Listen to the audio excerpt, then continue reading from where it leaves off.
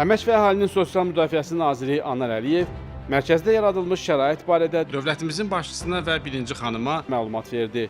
Bu mərkəzdə əhaliyə 164 sosial xidmət göstəriləcək. 117 işçi və 50 könüllünün fəaliyyət göstərəcəyi mərkəzdə gün ərzində orta hesabla 500-600 vətəndaşın qəbulu nəzərdə tutulur. Bütün xidmətlər bir pəncərə prinsipi əsasında təşkil olunub və Naxçıvan sakinlərinə rahat, operativ və əlçatan şəkildə təqdim ediləcək. Bu yanaşma müxtəlif sosial istiqamətlər, pensiya, əmək və məşğulluq, sosial müavinatlar, əlillik, övladlığa götürmə və digər sosial xidmətlərin vahid məkanda, şəffaf formada göstərilməsinə imkan yaradır.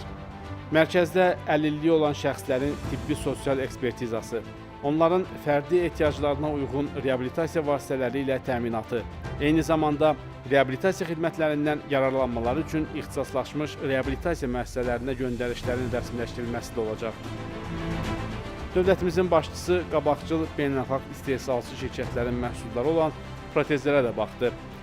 Bu protezlər istifadəçilərə təbii fizioloji, sərbəst və təhlükəsiz hərəkət, müxtəlif səth və sürətlərə uyğunlaşma, eləcə də sosial həyata və əmək fəaliyyətinə daha sürətli inteqrasiya imkanı yaradır. Bu günədək 500-dən çox hərbiçiyə 620 yüksək texnologiyalı protez təqdim olunub. Həmçinin yüksək texnologiyalı reabilitasiya və tibbi sosial xidmətlər sayəsində müharibə ilə əlaqədar əlilliyi olan 300-ədək şəxs əvvəlki sağlamlığına qovuşub. Ölkəmizdə müharibə ilə əlaqədar əlilliyi olan şəxslərin yüksək texnologiyalı protezlərlə təminatı ilə bağlı işlər Nəcib fəaliyyəti ilə seçilən Heydər Əliyev Fondunun təşəbbüsü ilə başladılıb. Əlilliyi olan şəxslərə təqdim olunan reabilitasiya vasitələrinin çeşidinin sayı 57-dən 130-a çatdırılıb. Bu il ərzində əlilliyi olan şəxslər 300 minədək müxtəlif növ reabilitasiya vasitələri ilə təmin edilib.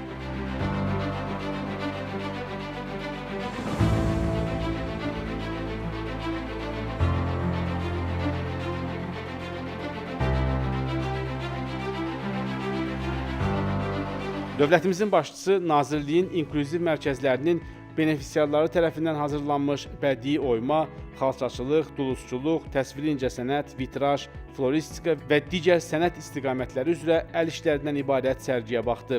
Həssas qruplardan olan şəxslərin yaradıcılıq potensialının üzə çıxarılması və iqtisadi fəallığının dəstəklənməsi məqsədi ilə yaradılmış dostart.az portalı vasitəsilə həmin əl işlərinin onlayn satışı həyata keçirilir. Və bu təşəbbüs onların əmək bazarına inteqrasiyasına mühüm töhfə verir. Prezident İlham Əliyevə Naxçıvan Regional İnformasiya Mərkəzinin bazasında yaradılması nəzərdə tutulan Naxçıvan Dost İnklüziv İnkişaf və Yaradıcılıq Mərkəzinin layihəsi də təqdim edildi. Hazırda əlilliyi olan şəxslərə 13 istiqamət üzrə göstərilən sosial bacarıqların inkişafı xidmətlərinin yeni mərkəzdə daha da genişləndirilərək 20 istiqamətə çatdırılması nəzərdə tutulur. Son illərdə ölkəmizdə həyata keçirilən sosial islahatlar dünya səviyyəsində yüksək qiymətləndirilib və müxtəlif beynəlxalq təşkilatlar tərəfindən 300-dən artıq mükafat və sertifikatla təltif olunub. Onların arasında hamı üçün inklüziv və bərabər sosial təminat xidmətləri təşəbbüsünə görə BMT-nin dövlət xidmətləri mükafatı da var.